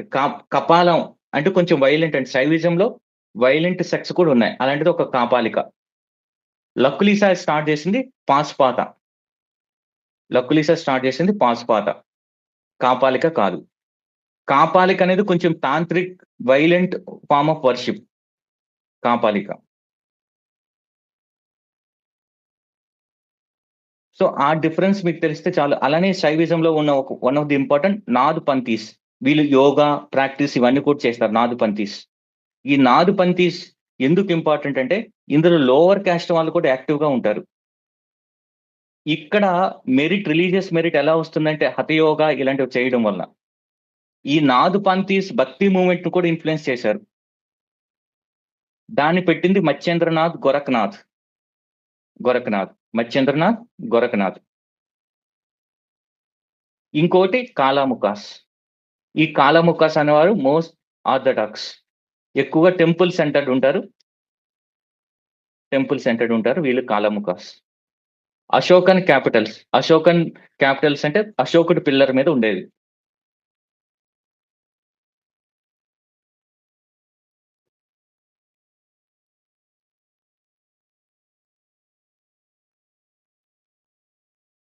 నేను తప్పు వేస్తున్నా.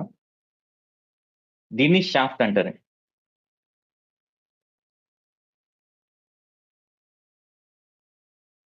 ఇన్వర్టెడ్ లోటస్ పైన ఒక యానిమల్ లాంటిది ఉంటుంది.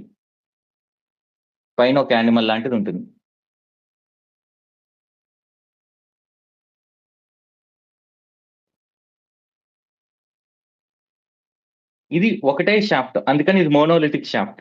అదే ఆర్కిమెనిడ్ పర్షియా వాళ్ళు అయితే డిఫరెంట్ షాఫ్ట్లు ఉంటాయి. వాళ్ళ కింద కూడాను ఇలా బేస్ ఉంటుంది. ఈ పిల్లర్స్ అనేవి మౌర్యన్స్ ఆర్కిమెనిడ్ నుంచి ఇన్ఫ్లుయెన్స్ అయ్యి వచ్చాయి. వాళ్ళే ఈ పిల్లర్స్ వాడారు. కాకపోతే అశోకన్ పిల్లర్స్ అనేది ఫ్రీ స్టాండింగ్ పిల్లర్స్, అంటే పిల్లర్ ఒకటే ఉంటుంది. వాళ్ళ పిల్లర్స్ అనేది కోటకో దేనికో అటాచ్ అయి ఉంటుంది. అలానే ఈ పిల్లర్స్ మీద అశోకుడు రాస్తాడు ఐ ఆమ్ పియదస్సి అని. సో ఇలా జనాల్ని అడ్రస్ చేయడం అనేది ఈ ఆర్కిమెనిడ్ లో ముందుండింది. కానీ ఆర్కిమెనిడ్ కి మనకి చాలా డిఫరెన్స్ ఉన్నాయి. మనది మోనోలిథిక్ షాఫ్ట్, వాళ్ళది కాదు. మనకి బేస్ లో ఏమి ఉండదు, వాళ్ళకి బేస్ లో ఉంటుంది. మనది ఫ్రీ స్టాండింగ్.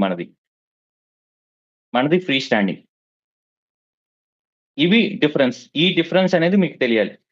తెలియడం కోసమని ఇచ్చిన క్వశ్చన్ ఇది. మల్టిపుల్ షాఫ్ట్ కాదు, ఒకటే షాఫ్ట్. బుల్ అనేది ఆ పైన క్యాపిటల్ ఇమేజ్ ఏదైతే ఉందో అది రామపూర్ వల్లనే కాదు, వేరే దగ్గర కూడా ఉంది. ఫిరోజ్ షా తుగ్లక్ 2 అశోకన్ పిల్లర్స్ ని తీసుకొచ్చాడు. ఒకటి తోప్రా నుంచి, రెండోది మీరట్ నుంచి. ఇది రామపురం బుల్. రామపురం అనే ప్లేస్ లో, బీహార్ లో ఉన్న ప్లేస్ లో పిల్లర్ లో పైన ఉన్నది. ఇది ఇన్వర్టెడ్ లోటస్, బేస్, బుల్. ఇది తోప్రా నుంచి తీసుకొచ్చిన పిల్లర్ ని ఫిరోజ్ షా తన కోటలో ఇలా పిల్లర్ ని పెట్టుకున్నాడు. ఇది అశోకన్ పిల్లర్. ఇది మీరట్ నుంచి తీసుకొచ్చిన pillar. Sanskrit treaties on music. ఇది చాలా ఇంపార్టెంట్. మ్యూజిక్ గురించి మిడివల్ ఇండియాలో రాసిన ఫేమస్ బుక్ సంగీత రత్నాకర సారంగదేవ రాశాడు. ఇది తెలియకపోతే మాత్రం ఖచ్చితంగా గుర్తుపెట్టుకోండి, సారంగదేవ. ఇక్కడ ఏవైతే బుక్స్ ఇచ్చానో వాటిని మాత్రం మీరు కాస్త చదవండి. ఇంపార్టెంట్ బుక్స్ ఇవి. సంగీత రత్నాకర సారంగదేవ రాశాడు. దానిపైన కమెంటరీ రాశాడు కల్లినాథ రాశాడు. అదే కళానిధి. కల్లినాథ రాసిన కమెంటరీయే సంగీత రత్నాకరం అనేది మోస్ట్ ఇంపార్టెంట్. ఎందుకంటే భరతముని రాశాడు నాట్యశాస్త్ర ఏన్షియంట్ ఇండియాలో. అదే అన్నిటికీ బేస్ మనకి, డాన్స్ కి, మ్యూజిక్ కి. దాన్ని నుంచి డిరైవ్ చేసింది సంగీత రత్నాకర. ఆ సంగీత రత్నాకర నుంచే మిగతా మ్యూజిక్ అన్ని కూడా బేస్ అయి ఉన్నాయి. దానిపైన కమెంటరీ రాసింది కల్లినాథ కళానిధి. అలానే విజయనగరం టైంలో సంగీత రత్నాకరం నుంచి ఇన్స్పైర్ అయి రాసిందే స్వరమేళ కళానిధి రామమాచ్య. సంగీత సుధాకర్ అనేది సింగభూపాల తెలంగాణలో పాలించిన రాచకొండ రాజులు రాశారు.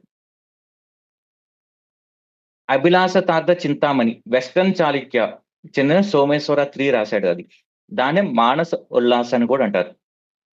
అభిలాష తార్థ చింతామణి అంటే మనం ఏదైతే కోరుకునే అది నెరవేర్చే ఒక జ్యువెల్. చింతామణి అంటే జ్యువెల్. అభిలాష అంటే కోరిక. మన కోరికను తీర్చే జ్యువెల్ ఆ బుక్. అలానే వీటిపైన మ్యూజిక్ పైన వీటిపైన రాసింది అన్నిటికీ బేస్ ఏదంటే భరతముని నాట్యశాస్త్ర.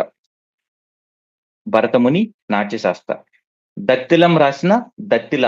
అందులో గ్రామ్ స్కేల్స్ వాటి అన్నిటి గురించి కూడా ఉంది. తర్వాత భరతముని రాసిన తర్వాత అంత ఇంపార్టెంట్ ఏంటంటే బృహదేశి మాతంగముని. మాతంగముని అనే ఆయన బృహద్దేశి అని రాశారు. దాంట్లోనే రాగాస్ వాటి గురించి రాయడం జరిగింది. అదే ఎర్లీ మీడివల్ పీరియడ్ అంటే అర్షుడ్ తర్వాత ఢిల్లీ సుల్తాన్స్ రాకముందు ఉన్న మధ్యన ఉన్న ప్రాంతం 750 నుంచి 70 నుంచి 1206 మధ్యలో ఉన్న ప్రాంతాన్ని ఎర్లీ మీడివల్ పీరియడ్ అంటారు. దాంట్లో వచ్చిన మోస్ట్ ఇంపార్టెంట్ సంగీత రత్నాకర. శారంగదేవ రాసిన సంగీత రత్నాకర. దానిపైన కమెంటరీ కల్లినాథ రాసిన కళానిధి. మిడివల్ టైంలో అంటే విజయనగరం టైంలో రాసిన స్వరమేళ కళానిధి రామమాచ్య. సింగభూపాల సంగీత సుధాకర. ఇవి ది మోస్ట్ ఇంపార్టెంట్ బుక్స్. మిగతా కూడా ఇచ్చాను. ఇప్పుడు నేను చెప్పను ఖచ్చితంగా మీకు గుర్తుండాలి. Sanskrit literature. జయదేవుడు ఇందాక సారంగదేవ ఎంత ఇంపార్టెంటో బెంగాల్కి చెందిన జయదేవ రాసిన గీతా గోవిందం అంత ఇంపార్టెంట్. గీతా గోవిందం రాసింది జయదేవుడు అని తెలియకపోతే మీ ప్రిపరేషన్ ఒకసారి రీచెక్ చేసుకోవాలి. ఎందుకంటే జయదేవుడు రాసిన గీతా గోవిందం మీదే చాలా పెయింటింగ్స్ కానీ అన్ని కూడా డిపెండ్ అయి ఉంటాయి. జయదేవ రాసిన గీతా గోవిందం. సో ఇక్కడ మిమ్మల్ని జస్ట్ కన్ఫ్యూజ్ చేయడానికి జయదేవుడు రాసిన గీతా గోవిందాన్ని విలియం జోన్స్ అనే ఆయన ట్రాన్స్లేట్ చేశారు. వీళ్ళందరూ కూడా ఏసియాటిక్ సొసైటీ ఆఫ్ బెంగాల్లో మెంబర్స్. భగవద్గీతను ట్రాన్స్లేట్ చేసింది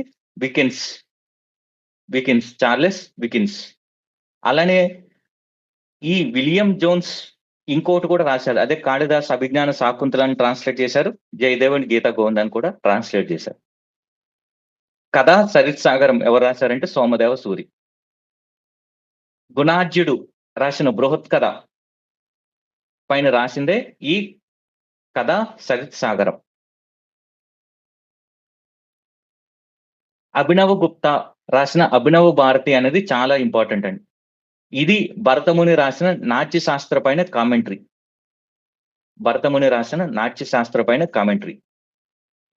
భవభూతి ఆల్రెడీ మనం భవభూతి గురించి చూసాం. అది భవభూతి రాసిన కూడా చూసాం. మహావీర చరిత, మాలతి మాధవీయం ఇవి. అక్కడక్కడ కూడా కావ్య మీమాంస అనేది లేదు. కావ్య మీమాంస రాసింది రాజశేఖర్. భవభూతి తర్వాత అంత సాంస్క్రిట్ లోని దిట్ట ఎవరంటే రాజశేఖర.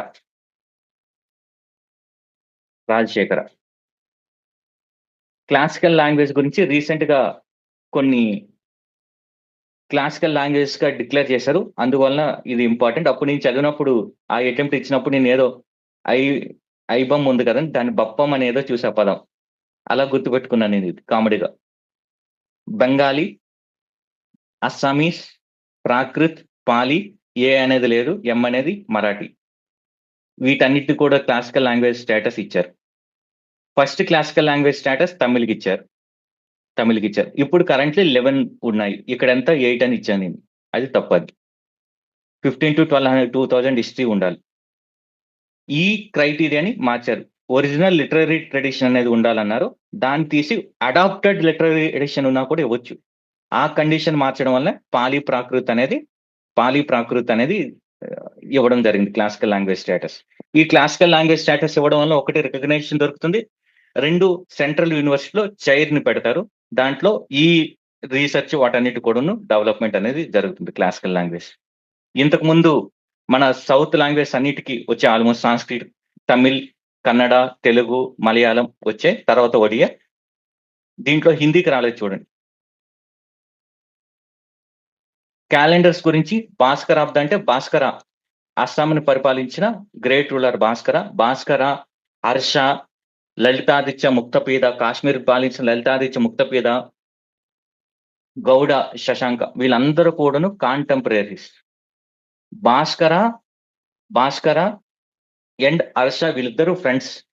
యువన్ సాంగ్ అస్సాంకి వెళ్ళినప్పుడు భాస్కరే రిసీవ్ చేసుకొని మళ్ళీ ఆయన డ్రాప్ కూడా చేస్తారు.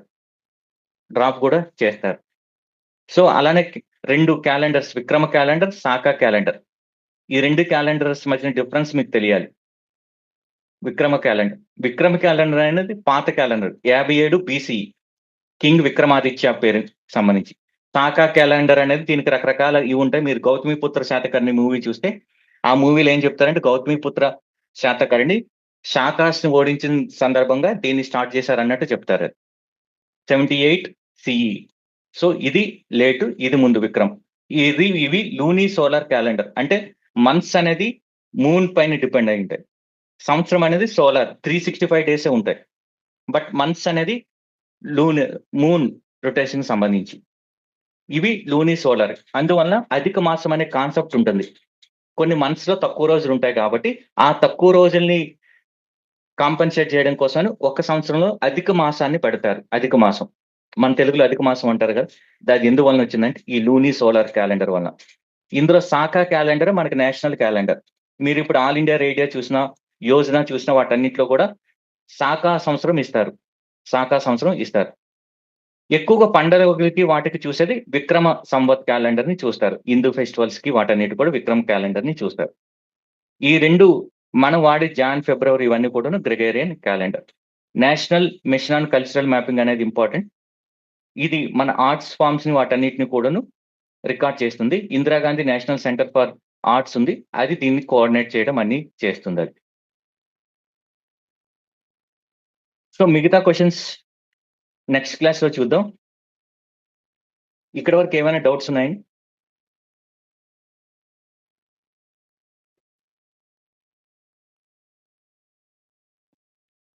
ఇక్కడ వరకు ఏమైనా డౌట్స్ ఉన్నాయి? No sir. అర్థమవుతుందండి?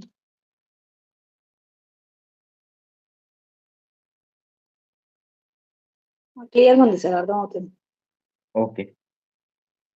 ఓకే, మిగతా పార్ట్ నెక్స్ట్ క్లాస్ లో చూద్దాం.